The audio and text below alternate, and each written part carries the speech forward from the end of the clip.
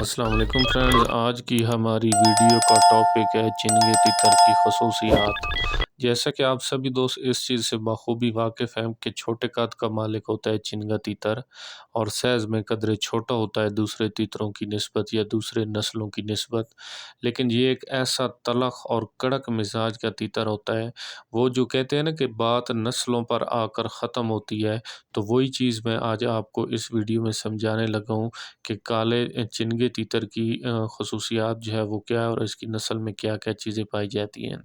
تو یہ اتنا ایک شکی مزاج، کڑک اور تلخ طبیعت کا مالک ہوتا ہے، اور اس کا اتنا ایک گرم خون ہوتا ہے کہ ہر ٹائم اس کا جو ہے بی پی وہ ہائی رہتا ہے، آپ ایسا سمجھ لیں۔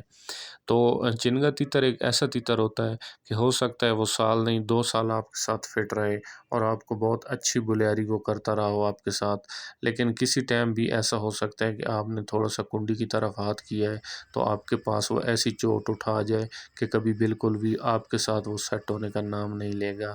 لیکن چنگا تیتر ایک ایسا تیتر ہوتا ہے، اتنا ایک ظالم، کڑک اور گرم خون کا مالک ہوتا ہے، اور ایسا میدانی تیتر ہوتا ہے۔ ہو سکتا ہے کہ کبھی چکری میں یہ کھڑا ہو جائے، میدان میں کھڑا ہو جائے تو 200 سے اوپر کراس آوازیں جو ہے یہ کھیل جائے۔ تو چنگا تیتر ایک بہت زیادہ بلار تیتر ہوتا ہے بجائے کہ گھانگس یا کسی دوسری نسل کے۔